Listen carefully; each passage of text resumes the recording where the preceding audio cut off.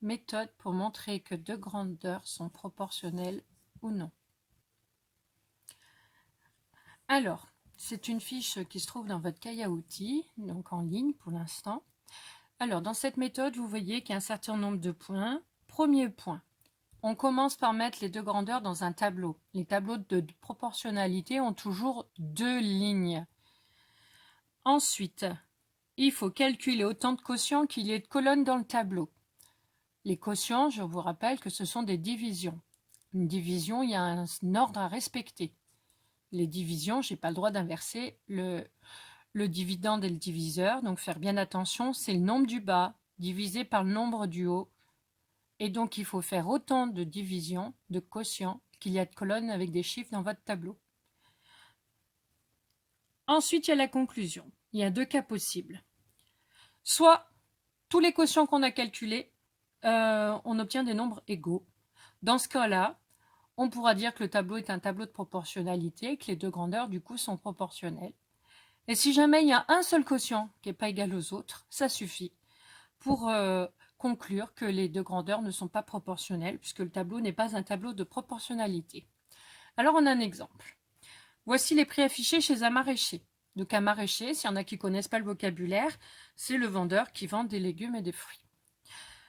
Donc, c'est un magasin, on vend des fruits et légumes. Alors, 2 kg de fraises pour 6 €, 1,5 kg de fraises pour 4,50 € et 5 kg de fraises pour 15 €. La question est le prix des fraises chez ce maraîcher est-il proportionnel à la masse de fraises achetées? Alors, dans le langage usuel, courant, de la vie de tous les jours, on parle plutôt du poids de fraises, mais vous verrez qu'en fait, le poids est une grandeur physique qui ne correspond pas à la masse. Donc, ce qu'on mesure réellement en kilogrammes, ce sont des masses. Donc, en mathématiques et en physique, il faudra faire la différence. Donc, souvent dans les exercices de proportionnalité, dès que vous voyez l'unité kilogramme, on traduira ça en masse. Alors, vous voyez que dans cet exercice, il n'y a pas de tableau. C'est à nous de le faire. Alors, je vais vous donner la méthodologie pour faire un tableau sans se tromper. Donc, je mets d'abord le numéro de ma question. Alors, il suffit que je repère en fait les grandeurs qui sont écrites ici. Donc, j'écris 2 kg de fraises. Attention aux abus de notation. J'ai des élèves qui écrivent égal 6 €. Mais le symbole égal, c'est un symbole fort en mathématiques qui veut dire que c'est exactement la même chose. Or, les fraises, ça ne peut pas être égal à un nombre. C'est pas possible. Donc, faites attention. Le égal, on ne l'utilisera pas. Il faut vraiment éviter. Sauf pour des nombres qui sont égaux. Mais les fraises, ce sont des fruits. Ça ne sera jamais égal à quelque chose. Donc, on met une petite flèche pour dire qu'on va lui faire correspondre quelque chose. Ici, le 6 €. Ensuite, dessous, j'ai le 1,5 kg de fraises. Voilà, alors je peux mettre des petits traits pour éviter de réécrire. Et donc, ma deuxième grandeur pour 4,5 €. La dernière, donc je peux l'entourer, vous voyez, dans l'énoncé. 5 kg de fraises. Et je lui fais correspondre le prix 15 €. Alors là, de faire ça, en fait, ce qui fait qu'on a éliminé en fait tout ce qui est superflu dans l'exercice et on a gardé que les nombres avec les grandeurs qui sont importantes. Alors au-dessus, ici, il va falloir dire à quoi ça correspond. Parce qu'un tableau de proportionnalité, c'est pas juste des nombres. Parfois, ça peut l'être, mais là, notre problème, il est concret, il est écrit en français, donc les nombres qu'on va mettre dedans correspondent à des choses concrètes. Donc, il va falloir mettre des en-têtes dans vos tableaux, et c'est ce que vous avez le plus de mal à faire. Alors, comment faire pour voir ce qu'on met dans l'en-tête? Eh bien, il suffit de regarder. Ma première grandeur, c'est ce qui est à gauche. Qu'est-ce qu'on mesure en kilogrammes? On a dit masse. Masse de quoi? Masse de fraises. Et qu'est-ce qu'on exprime en euros? C'est le prix qu'on va payer.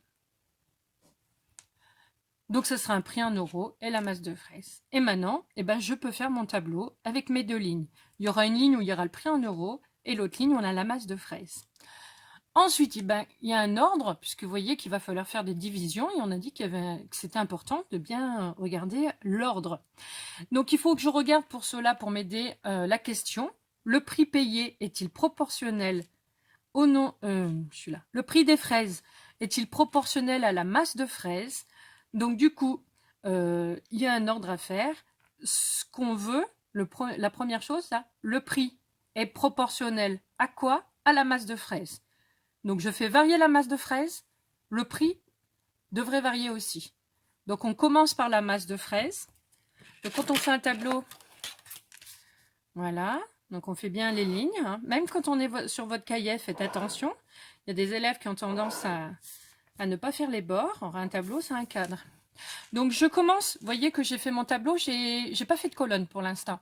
J'attends d'avoir bien écrit d'abord et de voir la place que j'ai besoin, et ensuite je ferai mes colonnes. Alors, première ligne, on a dit qu'on mettait la masse de fraises, puisque c'est ce qui varie, c'est ce qui va faire varier le prix.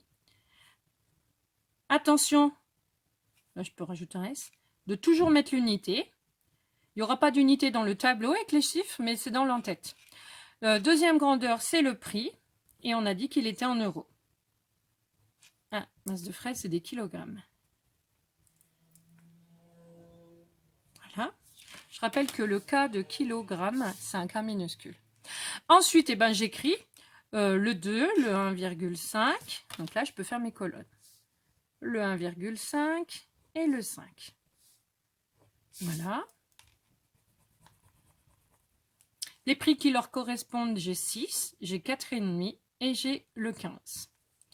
Ensuite, j'applique la méthode. Vous voyez qu'on a fait déjà le petit 1. On a mis les deux grandeurs dans le tableau. Deuxième étape, il faut calculer autant de quotients qu'il y a de colonnes avec des chiffres. Une colonne, 2 colonnes, 3 colonnes. J'aurai 3 calculs à faire. À chaque fois, ce sont des quotients. Donc, je mets des traits de fraction. Voilà. Et donc, il y a un ordre. Donc, dans la formule qui est écrite au début, c'est bien écrit nombre du bas divisé par le nombre du haut. Et donc, il ne faut pas inverser. Donc, le nombre du bas, c'est 6. Le nombre qui lui correspond en haut, c'est 2. Premier calcul. Deuxième calcul, 4,5. Le 1,5. Dernier calcul, le 15 et le 5. Et donc là, vous allez avoir des calculs, soit l'étape de multiplication, soit les critères de divisibilité, comme on a vu pour simplifier des quotients. Alors, la moitié de 6, bah, c'est facile, c'est 3. Je l'entoure. Deuxième calcul, 4,5 sur 1,5. Ah, je pourrais prendre le double. Si je multiplie par 2 en haut, j'ai le droit de multiplier par 2 en bas et ça reste égal. Donc, le double de 4,5, c'est 9. Le double de 1,5, c'est 1,5. Pourquoi je fais ça? C'est pour éviter d'avoir des nombres à virgule, des nombres décimaux. Souvent, vous préférez faire des divisions avec des nombres entiers. Ensuite, eh ben, 9, il est dans la table de 3, ça fait 3. Je l'entoure. Le dernier, c'est encore une fois l'étape de multiplication. 15 est dans la table de 5, on obtient 3. On a fait la deuxième étape. Troisième étape, c'est la conclusion. Est-ce que mes 3 quotients sont égaux? Oui, alors je l'écris. Les 3 quotients. Donc, quotient, il faut bien faire attention à l'orthographe. Donc, attention, là, vous allez faire vraiment une démonstration. Donc, c'est un raisonnement déductif. J'ai fait mes calculs. Je conclus. J'ai remarqué qu'ils étaient égaux, les quotients. Donc, là, il y a un mode logique de rapport de cause-conséquence. Donc, parce que les 3 quotients sont égaux, le tableau est un tableau de proportionnalité. Attention. Je suis obligée d'écrire ma phrase comme ça. Je ne peux pas couper. Il y a des élèves qui veulent aller au plus court, qui vont mettre le tableau est proportionnel. Ça n'a pas de sens, un tableau proportionnel. Ce qui est proportionnel, c'est une grandeur par rapport à une autre. Or, un tableau, il est tout seul. Donc, attention au vocabulaire que vous utilisez. Le tableau ne peut pas être proportionnel. Par contre, ce qu'il est, ce sont les deux grandeurs. Parce que la question posée, c'était pas est-ce que le tableau est un tableau de proportionnalité, puisque dans l'exercice, il n'y en avait pas. La question était le prix des fraises est-il proportionnel à la masse de fraises achetées? Donc, on a trouvé que le tableau est un tableau de proportionnalité. Alors là, je pourrais remettre un donc. En français, les deux mots qui sont totalement équivalents, c'est le donc et le ainsi. Attention, on ne peut pas mettre alors. Le alors ne s'emploie pas de la même manière. Donc, je réponds à la question. Ainsi, le prix des fraises. Toujours répondre à la question. Si on vous demande si le tableau est un tableau de proportionnalité, ben vous répondez. Et si on vous demande si des grandeurs sont proportionnelles, il faut y répondre aussi. Le prix des fraises est proportionnel à la masse achetée.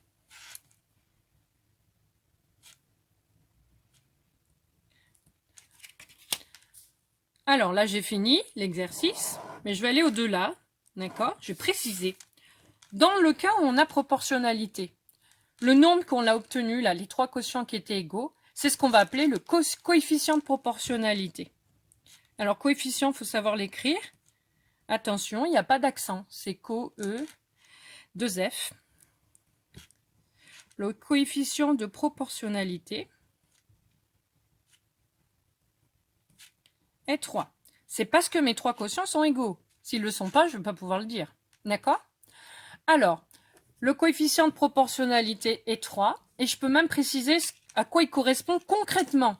Concrètement, ça veut dire pour mon exercice. Mon exercice, c'est j'achète des fraises et je regarde par rapport à le prix que je vais payer par rapport à la masse. Donc ce 3 veut dire quoi en fait? Ben, en fait, il correspond au prix en euros d'1 kilo de fraises. Donc on l'écrit. Il correspond au prix en euros d'1 kilo de fraises.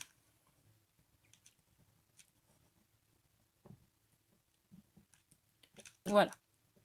Donc on a terminé le premier exemple. On va passer au deuxième exemple.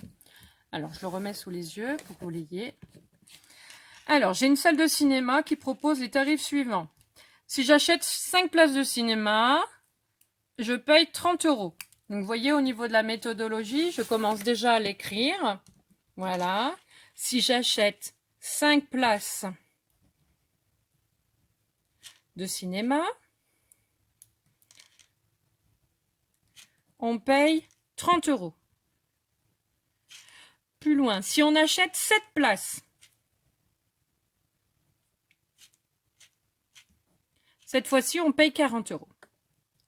La question est, le prix payé est-il proportionnel au nombre de places? Donc, il va falloir faire le tableau. C'est pour ça que j'ai bien fait la méthodologie qui va m'aider à faire le tableau. Donc, je mets que les grandeurs avec les unités dont j'ai besoin. Ensuite, au-dessus, j'écris ce que ça correspond, à quoi ça correspond concrètement. 5 places, 7 places, c'est un nombre de places. Ce n'a pas d'unité puisque c'est un nombre. Ensuite, des euros, 30 €, 40 €, c'est le prix payé. Le prix ou le prix payé en euros, peu importe. Voilà mes deux grandeurs, je peux faire le tableau. La question est le prix payé est-il proportionnel au nombre de places? Donc ce qui varie, c'est le nombre de places, je l'écris en premier. Et le prix payé, je l'écris en deuxième. Donc je fais mon tableau, je ne complète pas, je ne trace pas ma première colonne, donc je n'ai pas écrit en français. Donc on a dit nombre de places. Donc il n'y a pas d'unité, c'est un nombre. Et là, c'est le prix payé. Et là, il y a une unité, c'est en euros. Alors, cette fois-ci, j'aurai que deux colonnes, hein, puisque 5 places de cinéma, le prix qui lui est associé, c'est 30. Et cette place, le prix est 40. Voilà. Donc, je peux effacer après mes colonnes. Voilà. Si je veux, on veut que ça soit joli. Vous pouvez bien sûr les tracer au critérium. Ensuite, dans ce tableau-là, je vois que j'ai deux colonnes avec des chiffres. Donc, je vais devoir faire deux calculs de quotient. Je rappelle, voilà, nombre du bas sur nombre du haut. Nombre du bas, 30. Nombre du haut, 5. Nombre du bas, 40. Nombre du haut, 7. Maintenant, je calcule. 30, il est dans la table de 5. C'est 5 fois 6, donc j'obtiens 6, j'entoure. Deuxième calcul, 40, il n'est pas dans la table de 7. Donc, je vais avoir qu'une valeur approchée. Donc, je mets le symbole environ. Je prends ma calculatrice et je tape 40 divisé par 7. Voilà, j'exécute. Donc, ça me donne une fraction. J'appuie bien sur S flèche D. Je vois. Voilà, on va arrondir. Alors, si j'arrondis à deux chiffres, puisque c'est un prix, hein, donc c'est environ 5,71. Quand il y a deux chiffres, c'est qu'on arrondit au centième. Et j'entoure. Est-ce que les deux quotients sont égaux? Ben non, il y en a un qui est pile égal 6 et l'autre il est environ égal à 5,71. Donc j'écris, les deux quotients ne sont pas égaux.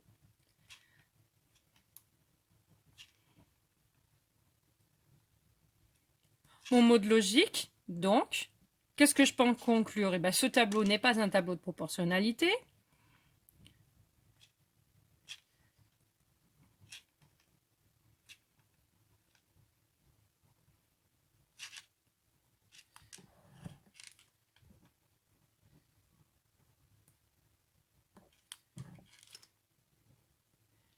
Et la conclusion finale, donc la réponse à la question posée, encore avec un mode logique, un rapport cause-conséquence. Donc le prix payé est-il proportionnel au nombre de places? Ainsi, le prix payé n'est pas proportionnel